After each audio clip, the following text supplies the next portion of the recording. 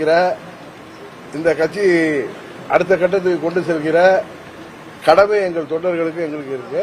நீங்க சொல்ற தொண்டர்கள் சோசியல் மீடியாவில் இருக்கிறவங்கிறதே ஒரு பர்சன்டேஜ் தான். ஒட்டுமொத்த தொண்டர்கள் மனநிலையை எங்க நிர்வாகிகள் மூலம் நான் தெரிந்து கொண்டு இந்த தேர்தல் என்பது எங்களுக்கு வெற்றியை தருகின்ற கூட்டணியாக நாங்கள் அமைப்போம். தமிழ்நாட்டில் பல்வேறு அரசியல் கட்சிகள் இருக்கு. அமமுகவோடு ஒத்த கருத்துள்ள அரசியல் கட்சிகள் நீங்க எதெல்லாம் பாக்குறீங்க? இன்னொருத்தர் யாரும் பேசுனாங்களா அது மாதிரி? இதே திருச்சியில நான் இருக்கிறப்பதான் ஒரு கேள்வி வந்துச்சு. காலம் அதற்கெல்லாம் பதில் சொல்லும் என்று அந்த தம்பியிடம் சொல்லுங்க. கரெக்டா? நீங்க கேட்ட கேள்வி எதுன்னு தெரியுது எனக்கு. காலம் அதற்கெல்லாம் பதில் சொல்லும். அவங்க சொன்ன பதிலே தான் நான் திருப்பி கொடுக்குறேன்.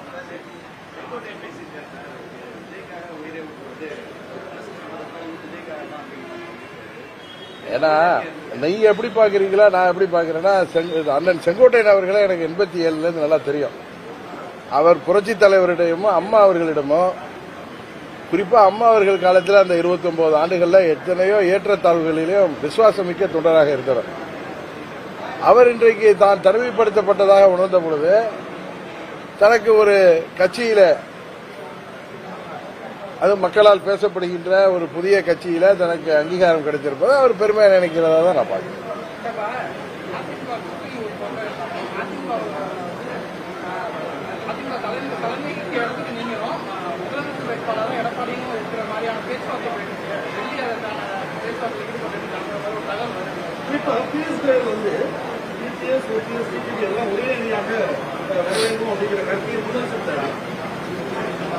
எனக்கு நீங்க சொல்லிதான் அந்த தகவல்லாம். நான் வதந்திகள் தகவல்கள் அடிப்படையில் நான் எதையும் ஊர்ஜிதப்படுத்தாம எதுக்கும் பதில் சொல்ல மாட்டேன், எதையும் எடுத்துக்க மாட்டேன். எனக்கு அது நீங்க சொல்றதுதான்.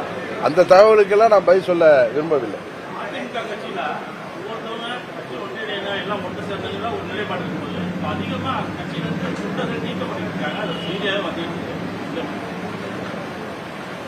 விநாசகாலே விபரீத புத்திம்பாங்க. அது சில பேருக்கு அதுபோல நடவடிக்கை ஏற்பட்டாங்கன்னா அது அவர்களுடைய வீழ்ச்சியை தான் கொடுக்கும், எந்த கட்சியா இருந்தாலும்.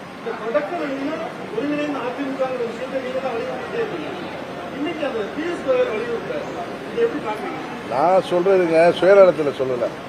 ஒரு அம்மாவின் தொண்டனாக எங்களுக்கு அநீதி இழைக்கப்பட்டிருந்தாலும் நாங்கள் எந்த தவறும் செய்யாத போதே எங்கள் மீது நடவடிக்கை எடுக்கப்பட்டிருந்தாலும், ஒரு அம்மாவின் தொண்டனாக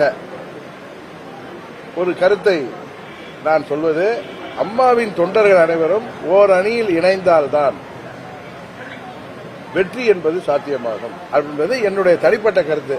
இதை நான் இன்னைக்கு சொன்ன உடனே தொலைக்காட்சியில் தினகரன் மெலோ டவுன் ஆயிட்டாரு, மைல்ட் ஆயிட்டாரு அப்படி இல்லை. நீங்க கேள்வி கேட்டீங்க, அதுக்கு நான் பதில் சொன்னேன். என்னுடைய நீண்ட நாள் கருத்து அதுதான். அதுபோல என்னுடைய நிலைப்பாடு என்ன என்பதை 3 மாதங்கள்ல நான் உங்களுக்கு கிளியரா பட்டி தொட்டி எல்லாம் தெரிகிற மாதிரி சொல்லிட்டேன். அதனால திரும்ப திரும்ப அதை நீங்க கேட்டு நான் பதில் சொல்றது ஏதோ நான் மெலோ டவுன் ஆயிட்டேனோ, நான் வேற ஏதோ அழுத்தத்திற்கு அடிபணிகிறேனோ, இல்ல நான் மனமாற்றம் ஏற்பட்டனோங்கிறது கிடையாது. எங்களை யாரும் அழுத்தம் கொடுக்கவும் இல்லை. ஒருத்தங்களை அழுத்தம் கொடுத்து ஒரு தலைவரை வேண்டுமானால் வழிக்கு கொண்டு வர முடியும். ஆனா தொண்டர்கள் கேட்பார்களா? எங்க ஓட் பேங்க், எங்களுக்காக உள்ள ஓட் பேங்க் அதெல்லாம் மதிப்பாங்களா? அதனால எந்த ஒரு அரசியல் அனுபவம் உள்ள எந்த ஒரு கட்சியும் அவர்கள் எவ்வளவுதான் அவர்களுக்கு சக்தி இருந்தாலும் அந்த செயலை செய்ய மாட்டார்கள். யாரிடமும் அன்போட மரியாதையோடு அணுகிதான் அவர்கள் தங்கள் கூட்டணிக்கு வர வேண்டும் என்பது எந்த ஒரு கட்சியும் செய்யும். அது பெரிய பவர்ஃபுல் கட்சியா இருந்தாலும் சரி, ஒன்றும் இல்லாத சாதாரண புதிய கட்சியா இருந்தாலும். அதனால நீங்கள் யூகங்களுக்கும் வர்ற தகவல்கள் எல்லாம் வச்சுட்டு நீங்க செய்திகளை சொன்னா அதெல்லாம் எனக்கு பதில் தெரியாது.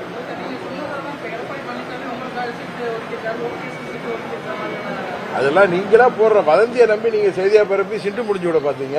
அதில் நான் அந்த வதந்தி வருவதற்கு முன்பே நான் உங்கள்கிட்ட சொன்னேன், பொதுவெளியில சொன்ன இந்த மாதிரி வதந்திகள்லாம் சில பேர் கிளப்புறாங்க, அதை விதைக்கின்ற அந்த கிருஷ்ணமூர்த்தி யார் என்பது தெரியும், அந்த கிருஷ்ணமூர்த்தியோட கைத்தடிகள் இதை விதைக்கிறார்கள், அதில் தயவு செய்து எங்கள் தொண்டர்களோ ஊடகங்களோ அதில் பலியாகாதீங்கன்னு சொன்னேன். நீங்க அது உங்களுக்கு சாதகமாக ஒவ்வொரு தொலைக்காட்சியும் நடுநிலையெல்லாம் தாண்டி அவர்களுக்கு விருப்பங்கள், அவர்களுக்கு நிலைப்பாடு, அவர்களுக்கு அழுத்தங்கள் எல்லாம் இருக்கிறதுனால அவங்க அதை ஒவ்வொரு மாதிரி அதை டிசெக்ஷன் பண்ணி அதுல வர்ற நெறியாளர் ஒரு மாதிரியும், அதுல செய்தியில வேற மாதிரியும் எல்லாம் பல மாதிரி கேலி கூத்தா வந்துட்டு இருக்கு. ஒரே தொலைக்காட்சியில செய்தியில என்னை விஜய் கட்சியை சேர்ந்தவர்கள் வந்து சந்தித்துக் கொண்டிருக்கிறார்கள் அப்படின்னு பிரேக்கிங் நியூஸ் போடுறாங்க. இப்ப செப்டம்பர் மாதம் 16ஆம் தேதியோ 17ஆம் தேதியோ நானே டிவியை பார்த்துட்டு இருக்கேன். யார் பாருங்க கூட விஜய் கட்சியில இருந்து வந்திருக்காங்க. அதே தொலைக்காட்சி தினகரன் தான் டிவிக்காக குரல் கொடுத்திருக்காரு. டிவிக்கு அவர்களோட பேசுவதாக தெரியவில்லை. இப்பொழுது அதுக்கு இப்ப பதில் இப்பொழுதுதான் செங்கோட்டையன் தான் பேசுறாரு. நீங்க என்ன சொன்னாலும் எங்களோட யார் யார் பேசுறாங்க, எந்தெந்த கட்சி, நான் பல இன்னைக்கு ஒண்டியை நான் ஃபைனலா சொல்றேன். இதுக்கு மேல திருச்சி சொல்ல மாட்டேன். கூட்டணிக்கு தலைமை தாங்குகின்ற கட்சிகளும் கூட்டணிக்கு உருவாக்க விரும்புகின்ற கட்சிகளும் அம்மா மக்கள் முன்னேற்ற கழகத்தை அணுகி நாங்கள் அவர்கள் கூட்டணிக்கு வர வேண்டும் என்பதை இப்பொழுது நேற்றல்ல 5-6 மாதங்களாக நான் என்டிஏ கூட்டணியில் இருந்த காலத்திலேயே சில கட்சிகளும் என்டிஏ விட்டு வெளியேறிய பிறகு கூட்டணிக்கு தலைமை தாங்குகின்ற கட்சிகள் என்னை அணுகி எங்கள் கட்சி அவர்கள் கூட்டணிக்கு வர வேண்டும் என்று எங்களோடு பேசுவது உண்மை. ஆனால் நாங்கள் எந்த முடிவும் எடுக்கல. இத்தனை சீட்டு கொடுத்தா அந்த கூட்டணிக்கு அப்படிங்கிற மாதிரி முடிவும் நாங்க எடுக்கல. இன்னும் டைம் இருக்கு. என்ன நாட்டு நடப்பெல்லாம் பார்ப்போம். வலுவாக இருக்கின்றதாக சொல்லப்படுகின்ற திமுக கூட்டணியில என்ன நடக்குது, அங்க காங்கிரஸ் கட்சி என்ன நிலைமையில இருக்கு, அதுக்கு என்ன சீட்டு ஒதுக்கி முடிச்சிட்டாங்களா, விசிகேவுக்கு சீட்டு ஒதுக்கப்பட்டிருக்கிறதா, மதிமுகவிற்கு சீட்டு ஒதுக்கப்பட்டு அறிவிக்கப்பட்டிருக்கா, கம்யூனிஸ்டுகளுக்கு அறிவிக்கப்பட்டிருக்கிறதா என்பதையெல்லாம் நீங்க கரெக்டா சொன்ன மாதிரி அவர்கள் சொன்னதுக்கு அப்புறம் அதற்கப்புறம் நான் ஒரு கூட்டணிக்கு போறதை பத்தி சொல்வது அதையும் நீ கனெக்ட் பண்ணிடல. எங்களுக்கு அந்த கால அவகாசம் இருக்கு. கால அவகாசத்துக்காக சொல்றேன். அதனால நீங்க எங்களை அர்ஜ் பண்றதுனாலயோ அவசரப்படுத்துறதுனாலயோ நான் எதுவும் சொல்ல முடியாது. ஏன்னா நான் இன்னும் முடிவு எடுக்கவில்லை. எங்க நிர்வாகிகளோட நான் இன்னும் பேச்சுவார்த்தை நடத்த வேண்டிய கட்டங்கள்லாம் இன்னும் உண்மைதான் வரும்.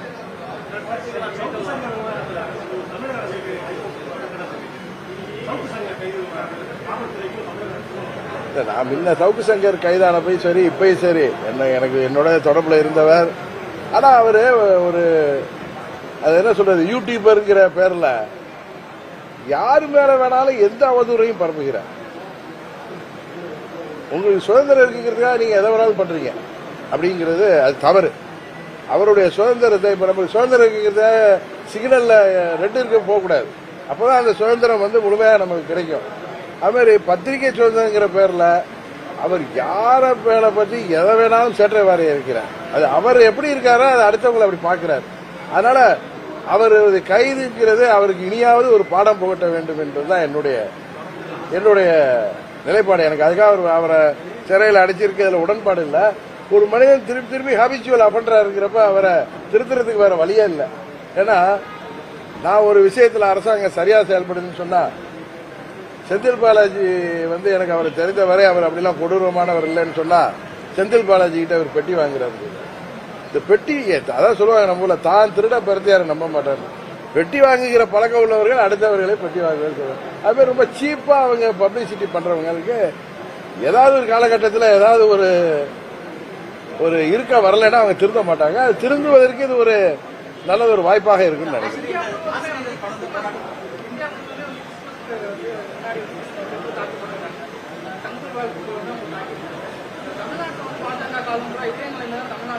இல்ல எங்கேயோ ஒரு இடத்துல தாக்குதல் நடந்திருக்குங்கிறதுக்காக இந்தியா முழுவதும் என்ன எல்லா ஊர்லயும் தாக்குறாங்கன்னு சொல்வது தவறு. இப்ப தமிழ்நாட்டில் கூட தான் நேற்று ஊடகத்தில் பார்த்த ஒரு மூத்த பத்திரிகையாளர் வருத்தப்பட்டார். கொரோனா நேரத்தில் செவிலியர்களை தெய்வங்களா நம்ம வணங்கணும். இன்றைக்கு அவர்கள் வந்து தங்களுக்கு தேர்தல் வாக்குறுதியில் சொன்னதை நிறைவேற்ற சொல்லி போராடினா அதை எந்த ஊடகமும் கண்டுக்கல. அவர்கள் சார்பா ஒரு கட்டுரையோ இல்ல ஒரு டிபேட்டோ நடக்கல அப்படிங்கிற அளவுக்கு தான் இன்னைக்கு தமிழ்நாடு இருக்கு. அதனால நான் சொல்ல வந்தது எங்கேயும் எந்த மதத்தினரையும் யார் தாக்கினாலும் அதை அந்த அரசாங்கங்கள், மாநில அரசாங்கங்கள், மத்திய அரசாங்கங்கள் அவர்கள் மீது கடுமையாக நடவடிக்கை எடுக்க வேண்டும். இது போன்ற காட்டுப்பிராண்டித்தனமான தாக்குதல்கள் நடக்க விடாமல் பார்த்துக் கொள்ள வேண்டியது அரசாங்கத்தின் கடமை.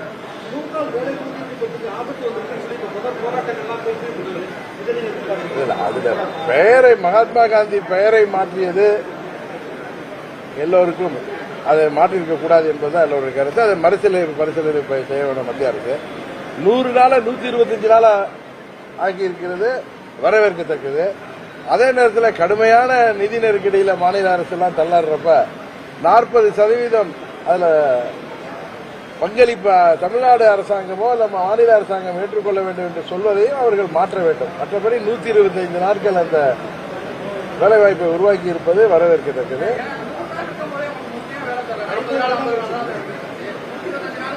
125 நாள் அந்த திட்டம் சிறப்பாக செயல்படுத்தப்பட்டதா இல்லையா என்பது நம்மளும் கிராமங்களில் எல்லாருக்கும் வீடுகள் இருக்கு. அது சரியாக செயல்படுத்தி அரசாங்கத்தின் பணம் சரியாக செலவிடப்பட்டு 125 நாள் அது சரியாக நடத்தினால் அது ஒரு நல்ல திட்டம்.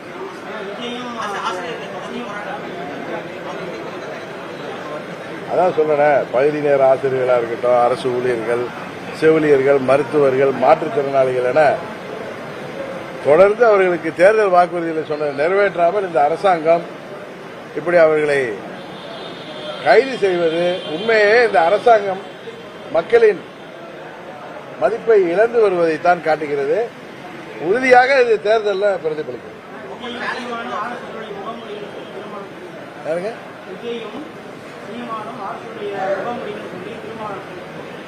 அவ்வளவுதான். யாரும் சொல்லியிருக்காங்களா இவர் யாருடைய குழந்தைகளான்னு கேட்டிருக்காங்களா? அதனால நம்ம போய் அதெல்லாம் பேசிட்டு இருக்கோம். அது சம்பந்தப்பட்டவர்கள் போய் சொல்லிடுவாங்க.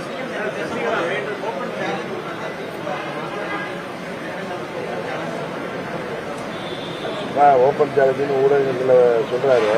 உண்மைதான், ஓபன் சேலஞ்சு தான். மக்கள் இங்க பகுதி நேர ஆசிரியர்களாக இருக்கட்டும், அரசு ஊழியர்களாக இருக்கட்டும், எல்லா பேச்சுவார்த்தையும் தோல்வியடைந்து அரசு ஊழியர்கள் ஆசிரியர்களுக்கு பழைய ஓய்வு திட்டம் தர்றேன்னு சொன்னாரு. அவர்களுக்கு கூட்டு பேச்சுவார்த்தை நடத்தி 4 ஆண்டுகளாக பேச்சுவார்த்தை தோல்வியில் முடிஞ்சிட்டு பகுதி நேர ஆசிரியர்கள் அவர்கள் வேலையை பர்மனன்ட் பண்றேன்னு சொல்லி அதையும் ஏமாற்றி வருகிறார்கள். செவிலியர்களாக இருக்கட்டும், மருத்துவர்களாக இருக்கட்டும், அனைத்து தரப்பு அரசு ஊழியர்களாக இருக்கட்டும், தொழிலாளர்களாக இருக்கட்டும், மாற்றுத்திறனாளிகளாக இருக்கட்டும், அனைவருமே இந்த ஆட்சியில அவர்களுக்கு சொன்ன வாக்குறுதியை நிறைவேற்றவில்லை என்பது உறுதியாக தேர்தல் முடிவில் எதிரொலிக்கும் என்பதை முதல்வருக்கும் தெரியும். அதை சரி செய்து விடலாங்கிற ஒரு எண்ணத்தில் அவர் இப்படி சேலஞ்ச் எல்லாம் விட்டுட்டு இருக்காருன்னு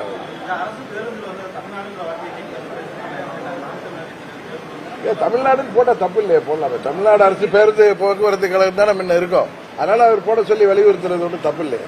அது ஒரு சரியான போராட்டமாக தான் நான் பார்க்கிறேன். எனக்கு தெரியல, இங்க வர்ற தகவலுக்கெல்லாம் எனக்கு பதில் தெரியல. அது மாதிரி இருந்தா அவங்க என்கிட்ட சொல்லுவாங்க, அப்ப நான் சொல்றேன்.